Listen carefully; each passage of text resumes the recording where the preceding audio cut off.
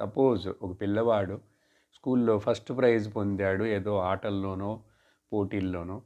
వాడికి ఎంతో సంతోషం. నేను వెంటనే ఇంటికి వెళ్ళి మా తాతయ్యకి, మా అమ్మమ్మకి, మా అమ్మకు అందరికి చూపించాలని చాలా ఉత్సాహంతోటి వస్తాడు. వచ్చినప్పుడు ఆహ్, వా తల్లి ఏదో కారణంగా కొట్టుకో బజార్‌కెళ్ళింది. సో, వెంటనే రాగానే మొదట అమ్మకి గదా చూపిస్తాడు. అమ్మ ఇంట్లో లేదు.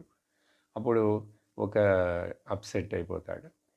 ఆ తర్వాత ఇంక తాత, అమ్మమ్మకి చెప్తా ఉంటే వాళ్ళు బాగా మధ్యలో రెస్ట్ తీసుకొని నిద్రపోతున్నారు.